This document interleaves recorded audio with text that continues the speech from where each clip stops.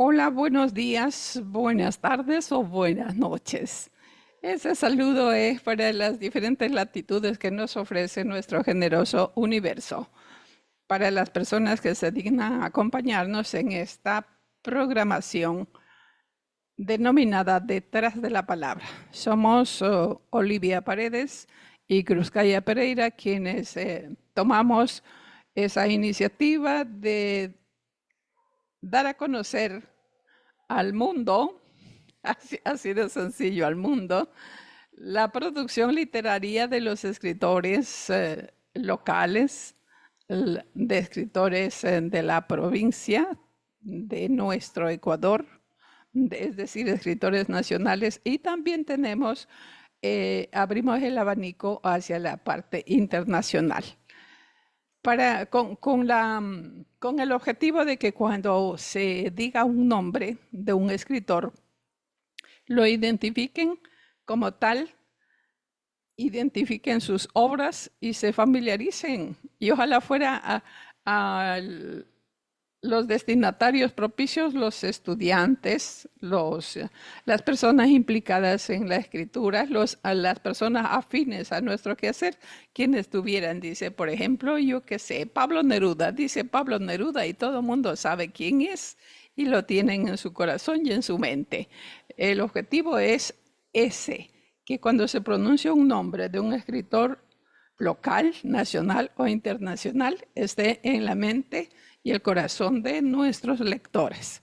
Así que con ese noble objetivo, porque nosotros consideramos un noble objetivo, el día de hoy tenemos la gratísima presencia de una escritora ecuatoriana que ha tenido la gentileza de hacernos la deferencia de acompañarnos el día de hoy en nuestro programa Detrás de la Palabra, donde vamos a encontrar detrás de la palabra verbal o detrás de la palabra escrita, nosotros buscamos al ser humano como tal, al ser humano, porque detrás de esa escritora hay un precioso ser humano, del cual nosotros rebuscaremos. Ok, Scrupcita, por favor, con el saludo.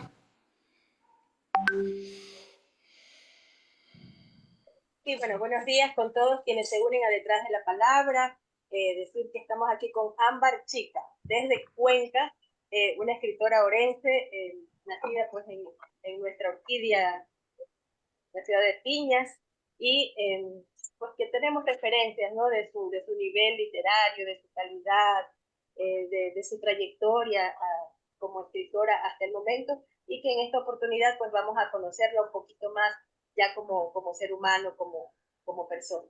Entonces, bienvenida, le damos a usted la palabra también para que salude a nuestra audiencia. Bueno, buenos días con todas, con todos. Como ya lo mencionaron, mi nombre es Ámbar. Yo soy de Piñas, de la provincia del Oro, y pues estoy bastante agradecida por poder compartir este espacio, por la invitación y nada, espero que nos vaya súper bien. Sí, eso tenga la seguridad, porque aquí no se trata de cosas científicas, se trata de conocer al ser humano que nosotros solemos dividirlo en etapas y averiguamos qué hizo en la etapa fulana de tal. Entonces, para conocimiento de nuestro público, voy a dar a conocer datos generales de nuestra invitada del día de hoy, Ámbar Chica Apolo. Como ya indicó, ella nació en la ciudad de Piñas, Orquídea de los Andes, provincia de El Oro, Ecuador. Ella es escritora e investigadora, licenciada en Lengua, Literatura y Lenguajes Audiovisuales, otorgado por la Universidad de Cuenca. Magíster en Educación con mención en Gestión y Liderazgo, otorgado por la Universidad Andina Simón Bolívar. Actualmente se desempeña como técnica de investigación en el Departamento de Educación de la Universidad de Cuenca.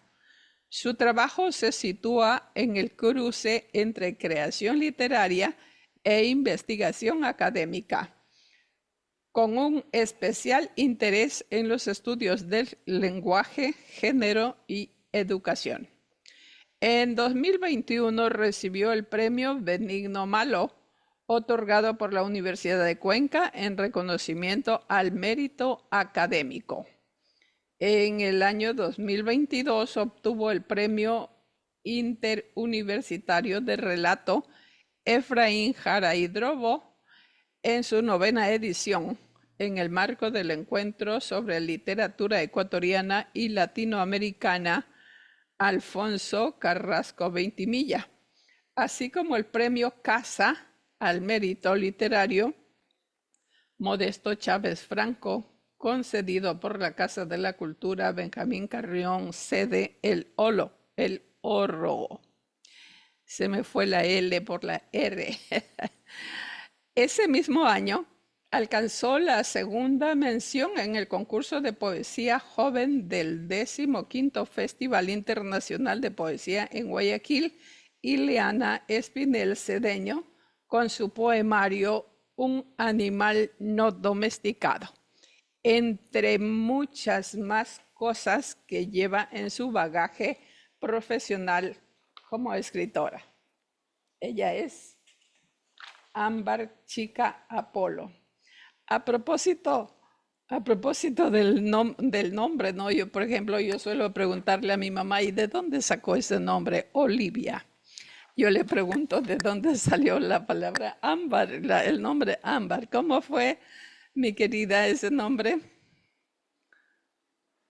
Bueno, de lo que sé, el nombre lo escogió mi papá.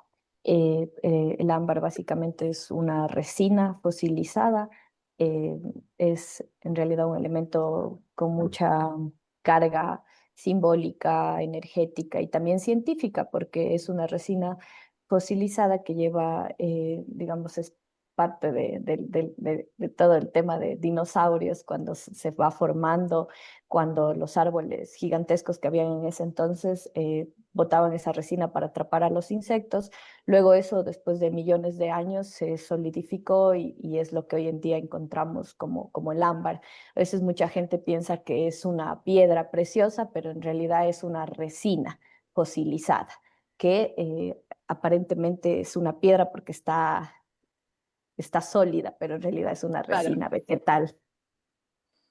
Sí, entonces él escogió básicamente el nombre, era un nombre que le gustaba mucho a mi papá, que significaba para él algo quizá un poco llamativo y decidió llamarme así.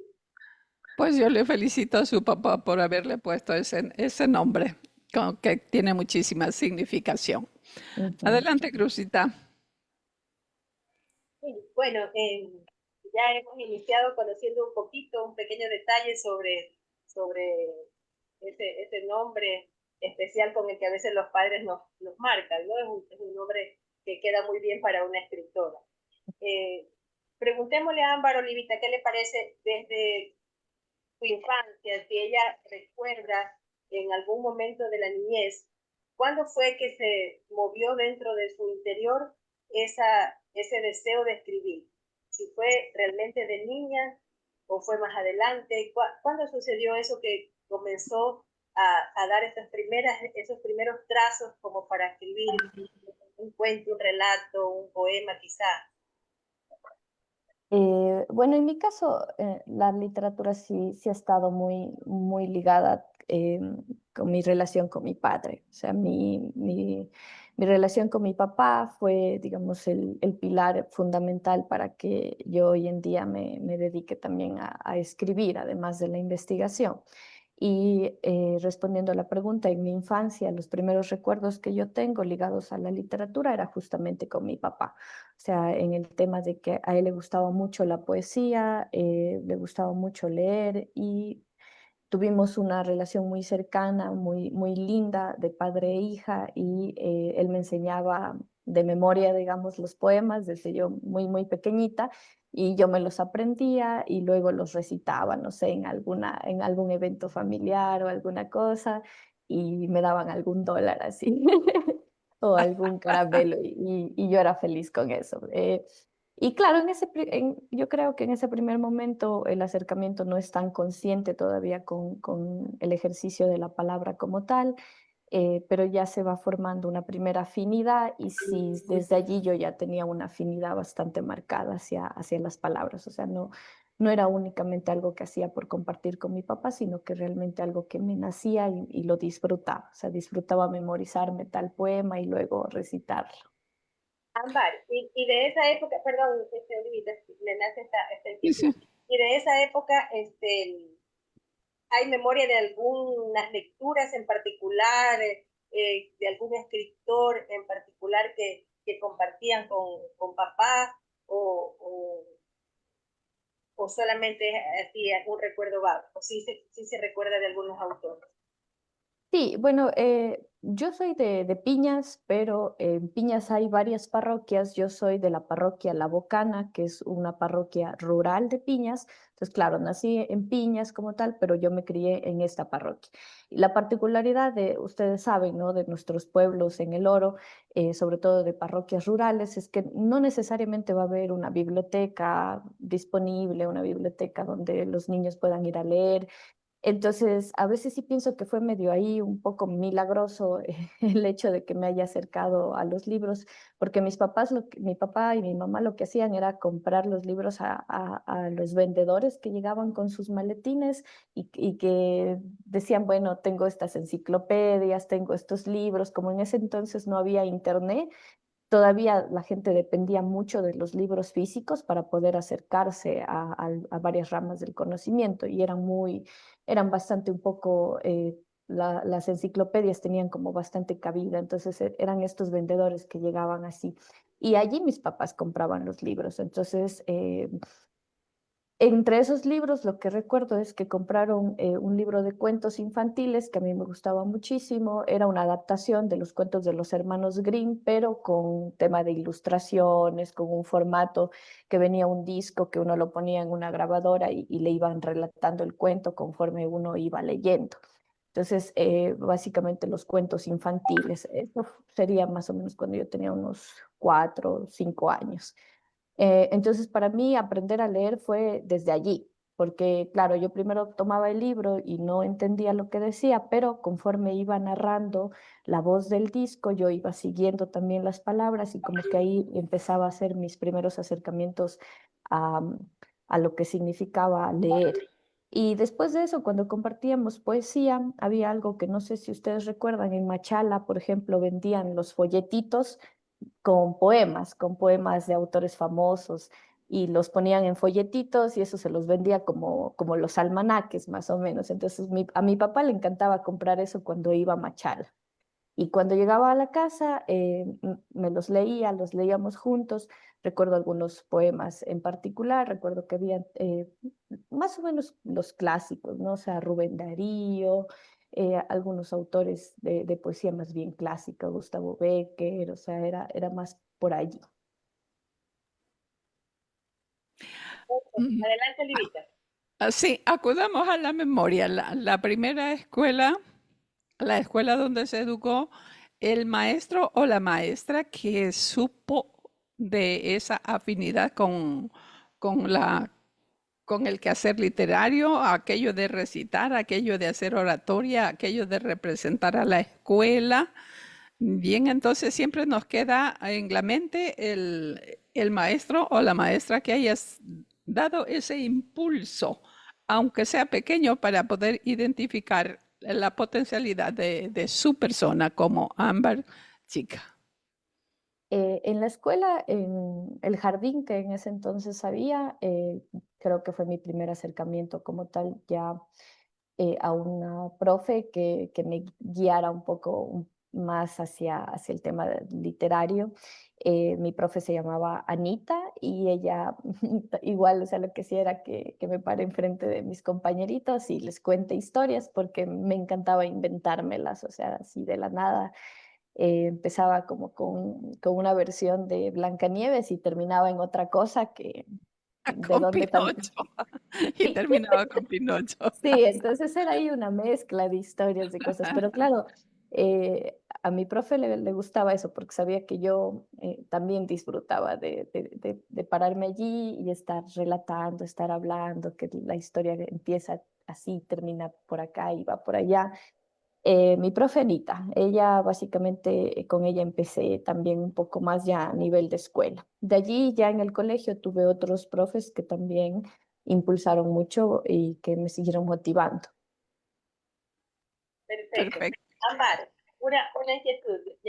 Usted ya copó la parte de la infancia y a mí me surge esta inquietud, porque no siempre sabemos lo que vamos a hacer de adultos. Hay personas que ya estamos graduándonos, digo, porque en mi caso del colegio ya estamos egresando de bachilleres y no sabemos qué carrera escoger para la universidad. Pero cuando hay este tipo de vocación desde muy niño, tal vez ya cuando se iba a la universidad siempre supo que iba a estudiar literatura. Cuando yo estaba en el colegio todavía no sabía realmente qué iba a estudiar, porque quizá mi particularidad es que no solamente me iba bien en literatura, o sea, también me iba muy bien en matemática, en física, entonces también tenía afinidad con las ciencias exactas y algunos de mis profes también, digamos, me inculcaban a que estudie alguna ingeniería, alguna rama un poco más técnica, pero yo lo definí en el último año de colegio, básicamente, porque sí estaba indecisa, sobre todo por esto, porque a veces cuando hay afinidad por las letras, por la literatura, no suele haber afinidad por ciencias exactas. En mi caso, yo tenía ambas afinidades, me gustaban ambas ramas, entonces sí me sentía indecisa.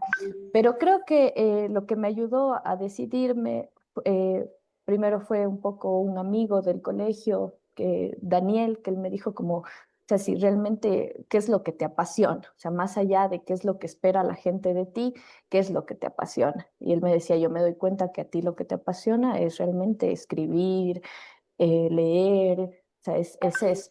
Entonces empecé a desvincular un poco el hecho de qué es lo que esperaba la gente de mí y empezar a preguntarme qué era lo que realmente me apasionaba. Y en el último año de colegio hubo un profesor que fue determinante para ello, que fue el profesor Juan Ordóñez, que era del colegio 8 de noviembre. Él fue básicamente mi mentor en todo el último año, nos llevábamos súper bien, éramos bastante cercanos, él me prestaba los libros de su biblioteca, yo pude acceder a muchos más libros gracias a la biblioteca que tenía muchísimos títulos. Entonces yo ahí pude acercarme a otro tipo de literatura, la literatura contemporánea, la poesía que ya dejaba de ser clásica, iba un poco más a la poesía contemporánea, vanguardista y muchas formas de poesía que hay. Entonces, yo creo que fueron esos dos factores. O sea, por un lado, las palabras de mi amigo que me hicieron como un poco analizar realmente cuál era mi pasión y por otro lado, digamos, tener una especie de mentor que afianzaba y que me daba confianza en que quizás sí era mi camino. Excelente. Me alegra escuchar el nombre de Juan Ordóñez. Fue mi compañero en el 8 de noviembre por 18 años. Allí estuvimos trabajando. Em, Era muy allegada yo a su hogar por su esposa, doña Laurita Naranjo. Mis casi sobrinos, los dos hijitos, bien, bueno, era un hogar muy cercano y Juan Ordóñez realmente era un profesor de categoría y de respeto en el área que se manejaba, en el área de literatura, mis respetos. Aún ya ha fallecido, que reciba él mis respetos. Así que una gran influencia, fíjese, parece mentira, pero detrás de la palabra trae esos acápites tan humanos como aquello de recordar, de traer a la mente quienes nos impulsaron, quienes nos ayudaron a encarrilar. Crupsita, ¿qué le parece si, como estamos frente a una escritora, poeta, investigadora y en fin, pero a lo nuestro, ¿no? Como es agua para nuestro molino, un poema. El primero que escribió, ¿qué le parece? No creo que lo tenga cerca, no tiene mucho Me periodismo. encantaría el primero que escribió. No, cualquiera, no se ponga en el compromiso de hacerme caso. ¿Tenemos un poema a la mano para que nos lea? Sí, sí, sí. Por favor. Ya. Bueno, este poema es parte del poemario que tuvo una mención en el concurso de Guayaquil, entonces, bueno, me gustaría compartirlo. Se titula De los frutos. Ok. En mi útero no habitan mariposas ni crisálidas. Soy una virgen destartalada. No maquillo mis brazos regordetes, ni acicalo mi cabello mechoso. Vivo como un pordiosero que se ha olvidado de pedir limosna. Camino sin tacones agujas. Nunca logré aquel artificio. Mis caderas no saben de contorneo ni de seducción. Estoy escindida de lo esperado. Me cuesta soltar mis demonios. Soy la carta de la emperatriz volteada, el silencio del niño al que le escribí un poema, las trampas de ratones que me achicaron los miedos. Aprendí a sortear la vida con el llanto, a rasparme las rodillas y los codos, a manejar bicicleta para lanzarme de las montañas. Siempre fui más un espantapájaros que una libélula. Cargo con mis talentos de niña liminal. A la intemperie no le importan mis ovarios poliquísticos. Me exige una naturaleza que no dispongo, porque la mía siempre ha sido contradictoria. Ese es básico. Muy bueno, algunas lecturas con esos textos que a veces esperamos que las mujeres escriban, ¿no? sobre ciertos estándares de belleza en los que nos quieren encasillar. Entonces, tiene esa belleza especial. Adelante, Lilita. Ok, seguimos hurgando. ¿Cuándo y cómo nace el primer libro? ¿Cómo se llama su primer libro? ¿Cuánto le costó? No, no, es decir, económicamente no. Si de repente tuvo algún respaldo económico de alguna institución, ¿cómo nació ese libro? El primer libro, ¿cómo se llama? A ver, yo como tal, un primer libro publicado ya así únicamente mío, todavía no tengo. Lo que yo tengo son sobre todo presencia en antologías, tengo poemas también en algunas antologías o revistas de acá, de Cuenca. Ahora estoy en planes ya de este poemario que se llama Un animal no domesticado, ya quisiera verlo publicado y estoy tratando de que salga, pero no está todavía. Entonces, eh, si todo sale bien, este podría ser mi primer libro como tal publicado.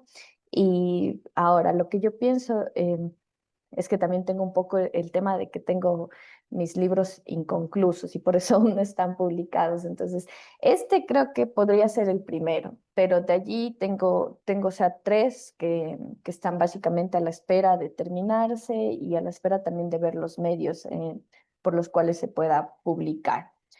Lo que pienso respecto a la publicación es que sí es un tema un poco complicado.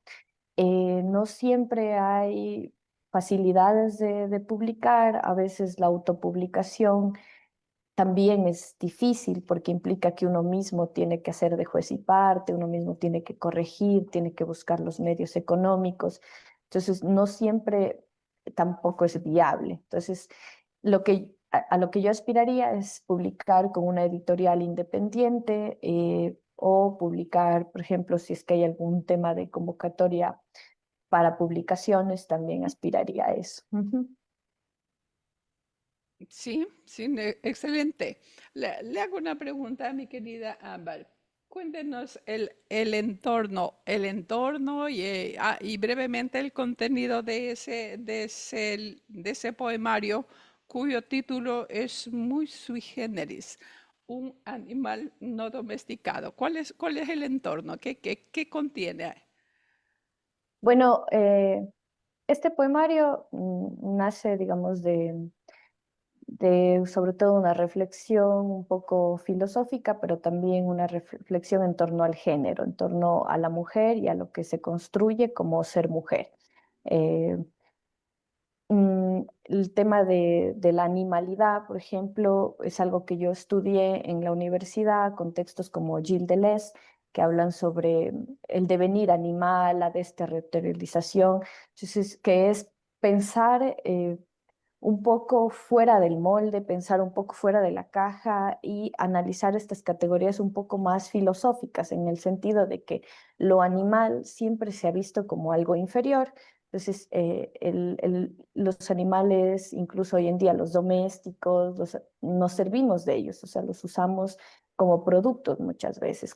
Nos alimentamos de los animales, los tenemos en granjas o los tenemos como mascotas, pero siempre hay como una jerarquía muy marcada, ¿no? De el ser humano y los animales. Entonces, cuando uno se pregunta por qué está esa jerarquía allí, muchas de las veces el razonamiento es, nosotros como seres humanos tenemos capacidad de pensar, capacidad de analizar y por eso somos superiores.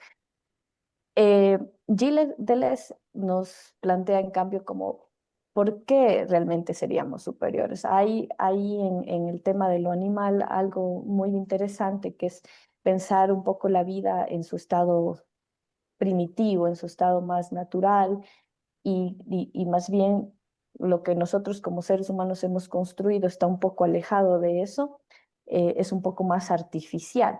Entonces, por ahí surge el tema de lo animal.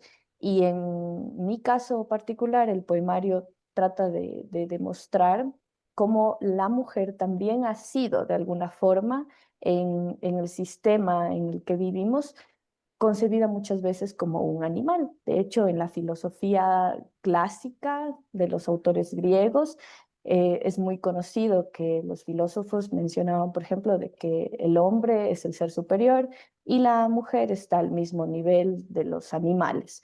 Entonces, claro, como un ser inferior. Entonces, al mencionar un animal no domesticado, es de alguna forma un poemario que trata de reconectar con varios procesos históricos, varios procesos de cómo a las mujeres se nos educa desde niñas para encasillar justamente en esa categoría de inferior, en esa categoría en la cual estamos también a la par que un animal. Por eso muchas de las veces en muchas culturas las mujeres no tenían los mismos derechos que los hombres, porque en realidad estaban subordinados a la misma categoría inferior que los animales. Pero claro, al ponerle el hecho de que no domesticado es porque por más instrumentos y mecanismos que los sistemas han usado para domesticar a las mujeres, en realidad hoy en día hemos logrado salir de ellos, hemos logrado de alguna forma reivindicar nuestros derechos y apartarnos de ese lugar al que nos trataron de aislar. Entonces, el poemario es también una reivindicación de eso, de no permitir que a uno se le domestique, ni en su pensamiento, ni en su cuerpo, ni en su forma de vestir, sino permitirnos también ser libres. Eso. Tremendo mensaje en un solo título. Y mire lo explícito que quedó al final de vuestra explicación. Un animal no domesticado. Incluye a las mujeres. Ujú. Y el mensaje es no dejarse domesticar. Bárbaro. Felicitaciones, congratulaciones, abrazos y bendiciones por aquello. Crucita, por favor. Sí, bueno, a mí me encantó desde el fragmento que escuchamos hace un momento, ¿no? Ya se veía ese hilo, ese contexto que nos acaba de ampliar Ámbar. Yo quisiera ahondar un poquito, Ámbar, en el tema de los géneros literarios, ¿no? Porque yo tenía para mí, en mi conocimiento, a la Ámbar narradora, ¿no? Ahorita estoy conociendo a la Ámbar poeta. Y entonces, a veces hay quienes como que coqueteamos con esos dos géneros y estamos que de repente pues, escribimos poesía y a veces un relato, un cuento, una novela. ¿Cuáles son de los dos géneros, entre narrativa y poesía, los que más dominan el alma de ambos? Yo creo que están empates en realidad, o sea, nunca he estado como solo ligada a poesía o solo ligada a narrativa. Lo que pasa es que mi salida, digamos así, un poco fue el tema por narrativa, porque, digamos, el primer éxito que yo tuve fue con un cuento, que fue el cuento que ganó el Efraín Jara. Entonces, quizá por eso full gente me relaciona más con narrativa. Pero en realidad yo desde la universidad yo ya escribía poesía también, escribía... Entonces nunca he estado como solo de un lado, siempre he estado como en ambos. Y en realidad tampoco me gusta mucho quedarme en una sola cosa. Sí me gusta bastante experimentar, ir cambiando, ir viendo si puedo lograr algo que quizá antes me parecía difícil. Hasta ahora creo que para mí realmente lo más difícil es la novela, porque tengo un proyecto inconcluso que es una novela, pero esa cosa sí que es bárbara. O sea, realmente para mí un cuento, un poema es algo un poco, para mí, muy personalmente, un poco más manejable en el sentido de que la extensión, al no ser tantas páginas, uno todavía tiene un cierto control sobre cómo se va desarrollando la historia, los personajes, la profundidad de los mismos. Cortázar decía que el cuento es como una fotografía, ¿no? O sea, logra captar un pedacito de la realidad, pero al mismo tiempo está exponiendo una gran parte de la realidad.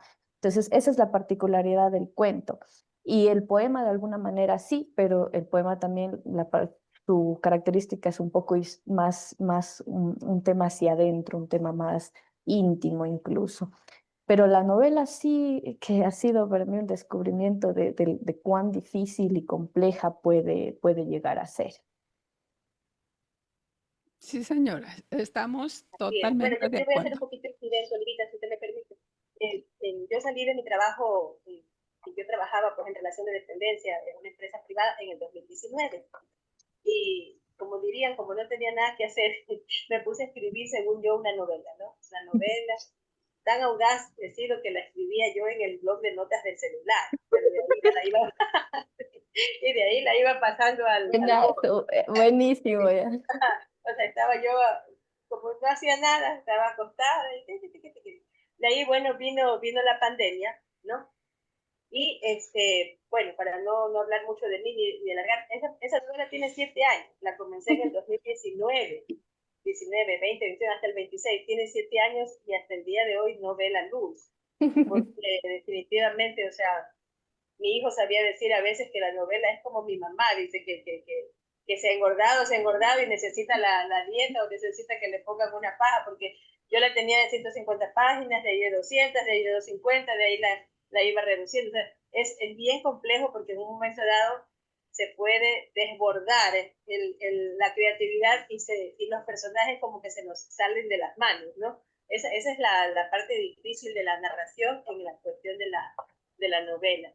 Pero bueno, hemos de ver algún día su novela Ámbar, hemos de ver la mía y hemos de ver una de Olivita también, porque Olivita también es una excelente narradora. Entonces, por el A momento, ver, eso cuenta más, María. Olivia, ¿verdad? Olivia en Pininos se llamará la novela. Olivia en Pininos. Ok. ¿Qué les parece si pasamos una breve Claro, barrajita de Ámbar? sí, sí, necesariamente. Perdón, Algo no de, escuché algo de algo. narrativa, mi reina. Yo supongo que por allí tiene algún microcuento o un cuento de no muy extenso para que nos participe.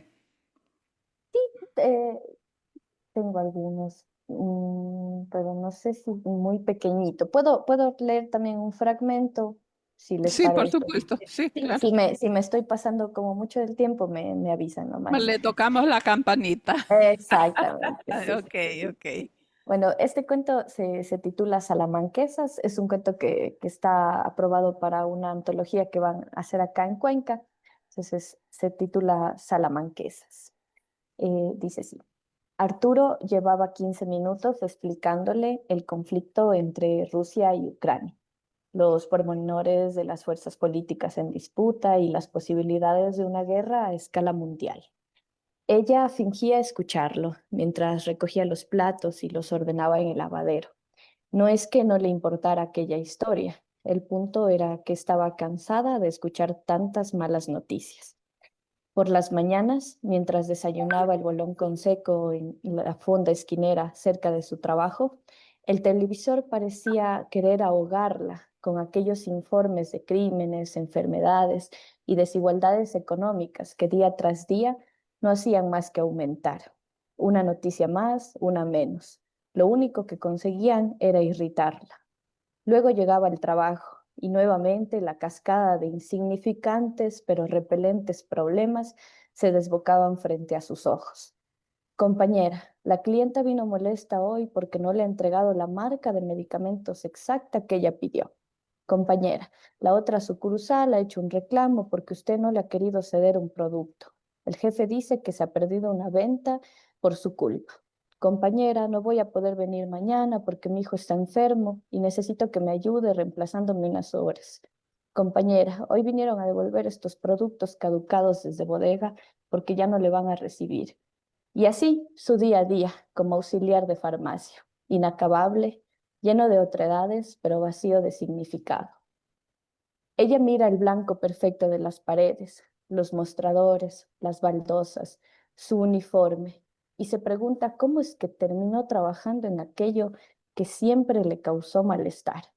El impecable color blanco siempre fue el más evitado de la paleta cromática de su vida.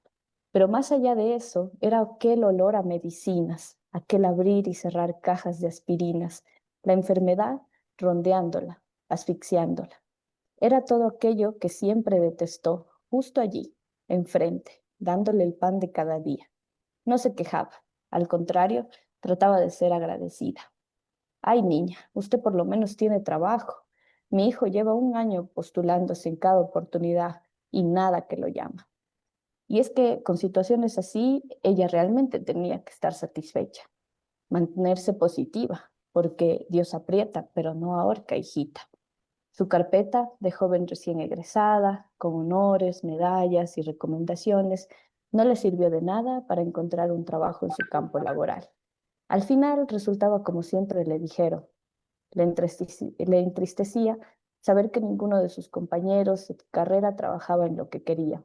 Todos habían terminado igual que ella, en las redes del desempleo o aceptando cualquier cosa para no morirse de hambre. Meseros, recepcionistas, ayudantes de cocina, guardias. Apenas 23 años y ya se notaba un profundo vacío en sus miradas. Se sentía colgado de una viga invisible, estancada y ensimismada en los infinitos círculos de la realidad. Los horóscopos ya no le decían nada nuevo. Buscaba de alguna forma esa emoción ante el futuro, ese fluir de cambios y retos nuevos. Pero cada vez que se detenía a buscar pistas sobre estas anheladas predicciones, se decepcionaba.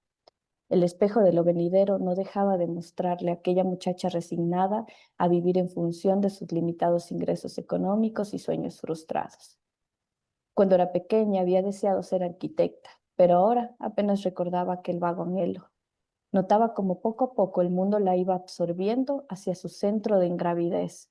Era consciente de todo el engranaje, pero ya no le interesaba resistirse a ser una pieza más.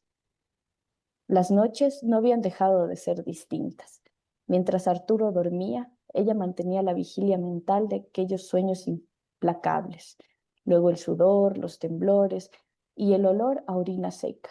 Se despertaba sobresaltada, azotada por temores de otros tiempos, de recuerdos que había tratado de encerrar. Le había explicado a Arturo cómo había sido capaz de encarcelar sus traumas en una bodega escondida en lo más profundo de su conciencia y cómo desde allí los estertores y efectos disminuían, aunque no desaparecían por completo. Se limitaba a aplacar sus efectos. Nadie le enseñó a navegar en su mente. Enfrentaba la furia de aquella tormenta desde hace años, pero se obstinaba en hacerlo sola, en su falaz autoeficiencia para controlar su propio caos. Por supuesto, no tenía el mínimo conocimiento en herramientas psicológicas, ninguna guía externa, ningún libro ni material de apoyo. La profundidad del sueño parecía ser su enemigo, al igual que la realidad aplastante del despertar. Imaginaba una delgada línea infinita separando ambos mundos, permitiéndoles interactuar por medio de pequeñas fisuras. Su obstinación nació una noche mientras tenía una de sus pesadillas. Corría por una llanura verde rodeada de cascadas circulares que se desprendían desde el cielo. Huía porque uno de sus mayores miedos era el agua. En cada sueño donde el agua estaba involucrada, sentía su muerte. Y era tan real la impresión que muchas veces Arturo la encontraba ahogándose con su propia saliva. Aquella noche, mientras veía el agua balanzarse sobre ella, tuvo por primera vez la intención de cambiar el agua por rocas. Observó asombrada cómo el agua se solidificaba, se oscurecía y se transformaba en piedras gigantescas que caían hacia el vacío. Entonces dejó de sentir miedo. Se quedó mirando aquel desplome que le anunciaba que la profundidad del sueño parecía ser su enemigo, pero también que podía domarlo. Desde entonces, cada noche trataba de repetir el control.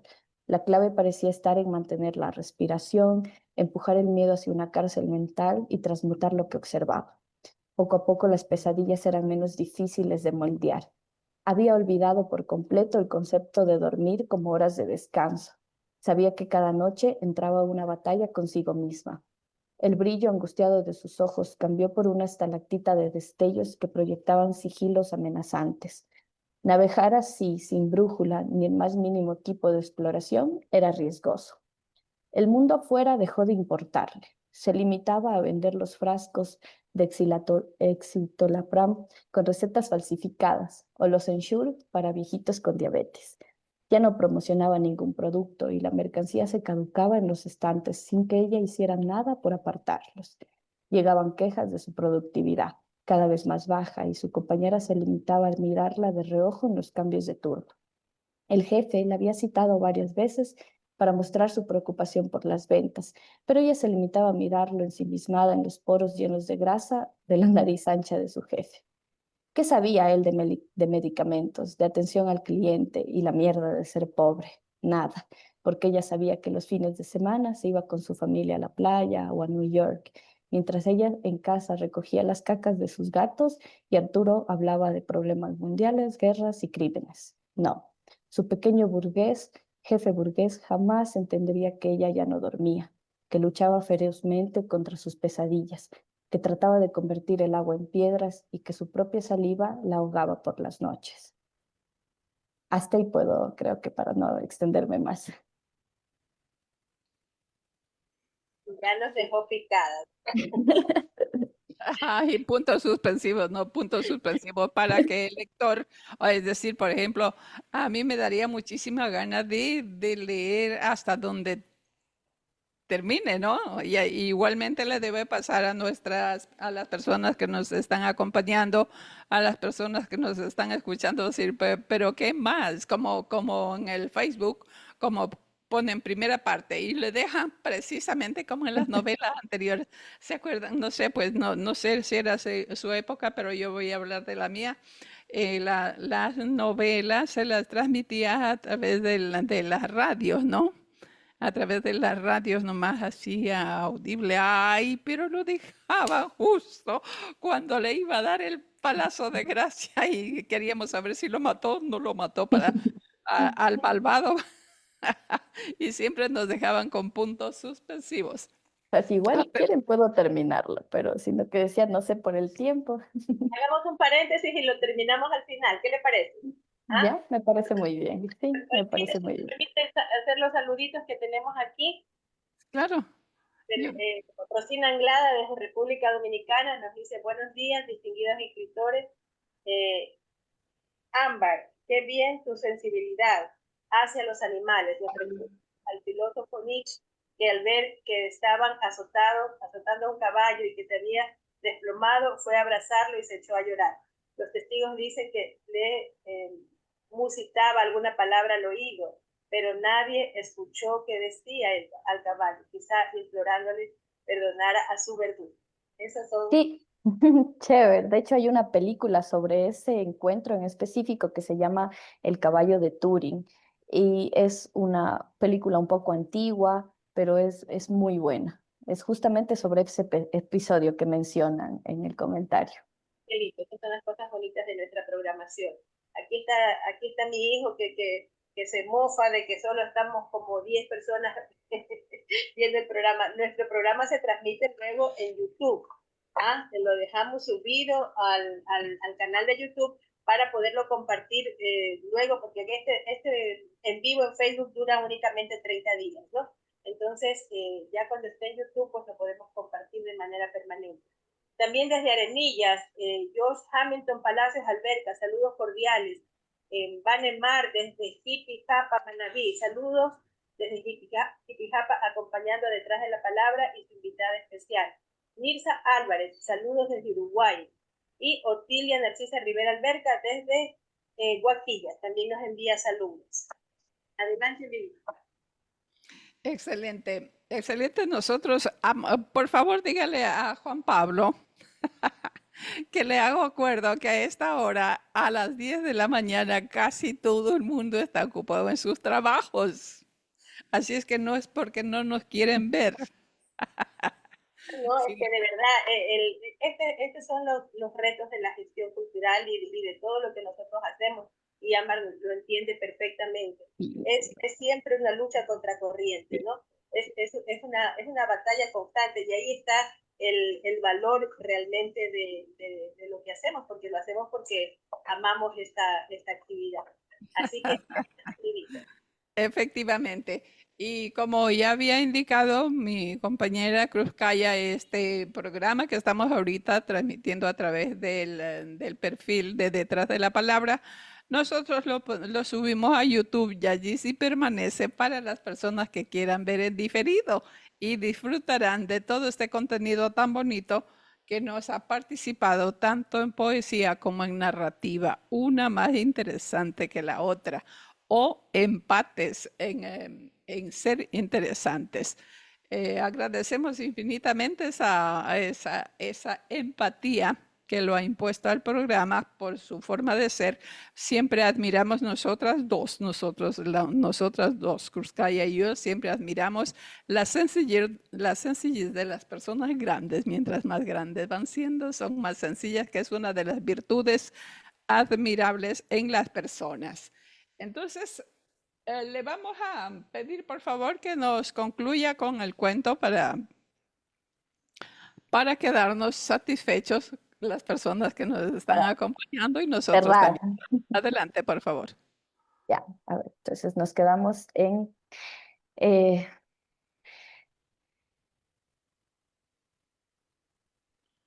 no, su jefe, pequeño burgués, jamás entendería que ella ya no dormía, que luchaba ferozmente contra sus pesadillas, que trataba de convertir el agua en piedras y que su propia saliva la ahogaba por las noches.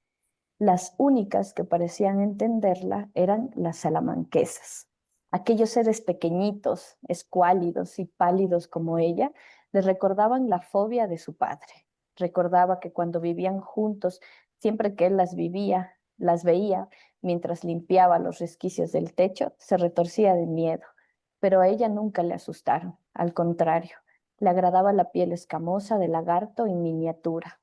Le daban ganas de colgarlas en algún collar como dijes espantarañas, porque eso sí, las arañas se horrorizaban con la presencia de las salamanquesas, que en un brinco inmediato las arrebataban de sus escondrijos y las devoraban con el ansia del hambre acumulada.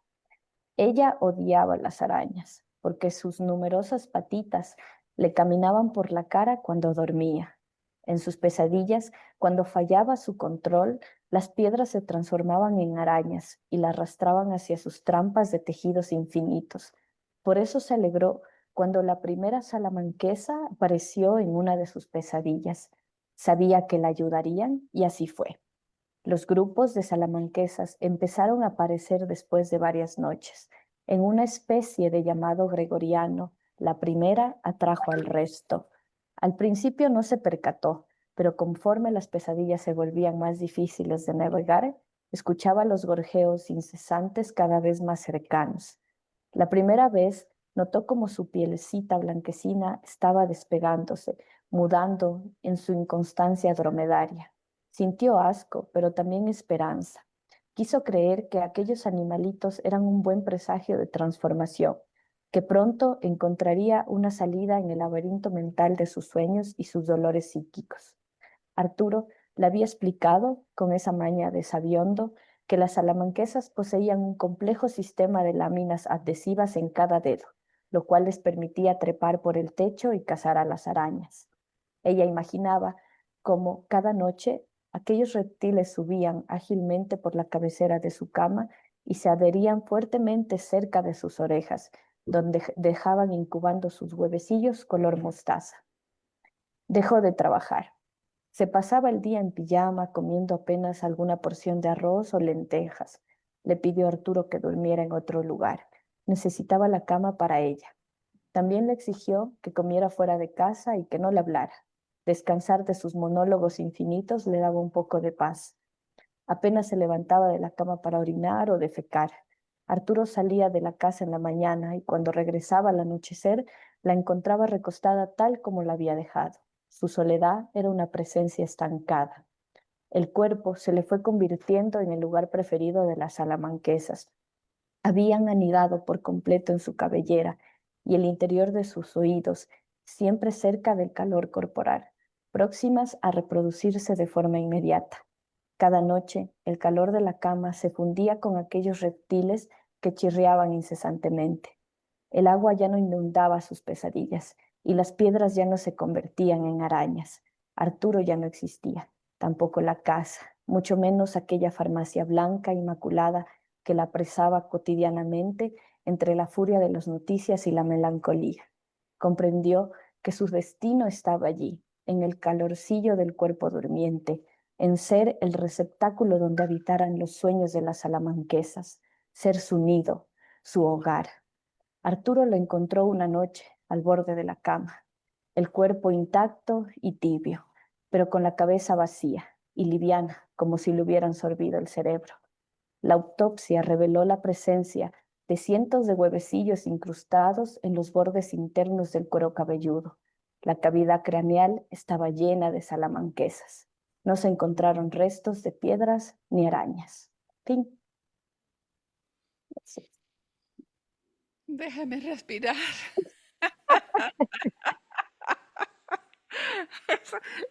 Ese porcentaje de ficción que le puso, qué bárbaro. Ya me iba ahogando yo con mi propia saliva. Perdón. Lo malo de para mí, esto está fantástico. Lo malo es que las salamanquesas son uno de los pocos animales a los que yo no les tengo miedo. Allá. Ah, miren No, nomás. de No, hecho pues yo tampoco. A mí me fascinan, sí. No les tengo miedo, pero ahora cuando las oigo, como suenan, ¿verdad? Sí, Sí, los sí, tumbados, sí, sí, justamente, para acá justamente. se, recordar del se bebé. menciona, no sé si ustedes han escuchado que se menciona que antes, en tiempos de antes, las salamanquesas no emitían ruido, no emitían Mm, ningún sonido, pero que ahora aprendieron a cantar, porque hacen un ujú. sonido ya bastante audible, ya no es un secreto que anda por allí, es el ruido el que se deja ver, allá estás. Ujú. Sí, ¿Cuántas, sí, sí. En cuántas, realidad cuántas? son animales sumamente inofensivos, no tienen ningún tipo de peligro para los seres humanos y sí, efectivamente, tienen este gorjeo que incluso lo usan también para el tema de reproducción. Ay, pero que no sea un cerebro, por favor. Ok, ok. Mire nomás qué riqueza, no, pues se dice, al inicio el cuento tiene un bosquejo de realidad, bastante real, pero al fondo estaba el estate quieto, ¿no? El impacto del cuento. Felicitaciones. Nos alegramos muchísimo de haberla tenido con nosotros, que no será ni la primera ni la última porque está súper interesante. Ojalá tenga su tiempito para participar nuevamente más adelante. Y como el tiempo ya se va cerrando, entonces le dejo en las palabras finales a Cruzita y luego a usted. Y bueno, no, agradecer mucho a ambas por haber aceptado esta invitación. Como bien lo dice Olivita, este es un horario de trabajo, pero es aquel horario en el que nosotros hemos mantenido la programación desde un inicio, ¿no? Eh, este programa nació y tiene ese objetivo que no va a morir nunca, que es el de difundir la literatura de los autores orenses. Con ese espíritu nació, tenemos ya un año y un mes por ahí, más o menos, y luego pues hemos ampliado también, eh, hacemos entrevistas a 2 autores orenses al mes y los otros 2 autores es un autor nacional y otro internacional. Entonces, porque la literatura es para eso, ¿no? Para unirnos, para ampliar los horizontes y pues es una grata satisfacción haberla tenido a Ámbar aquí y como bien lo dice Olivita, pues esperamos volvernos a ver o reunirnos en algún momento. Ya estamos soñando también en hacer algún encuentro presencial con los autores de acá de la provincia. Entonces, un abrazo a Ámbar y a todos quienes nos han seguido el día de hoy. ¿Quiere tal vez decir algunas palabras para el público? Sí, bueno, muchísimas gracias por la invitación. Hace algún tiempito Cruzcaya me había invitado, pero lamentablemente a veces temas de trabajo y cosas no me lo permitían. Pero esta vez dije, ya tengo que sí o sí hacerme un tiempito. De hecho, estoy aquí en el trabajo mismo, pero pedí ahí una horita.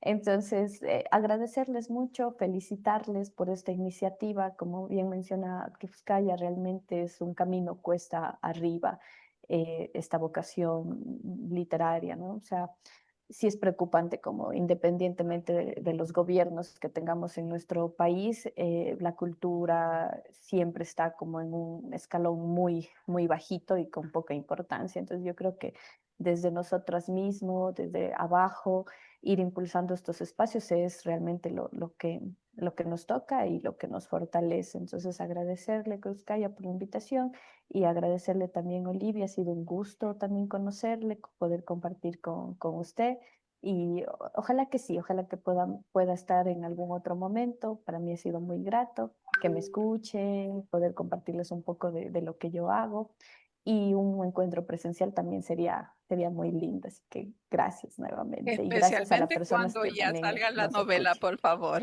No, cuidado con dejarnos huérfanas de esa joya. Bien, No, no, vamos a cerrar nuestra programación al estilo de Detrás de la Palabra, cuando las tres personas decimos, nosotros somos Detrás de la palabra. detrás. palabra. Ok. Buenos días, muchas gracias, muy gentiles.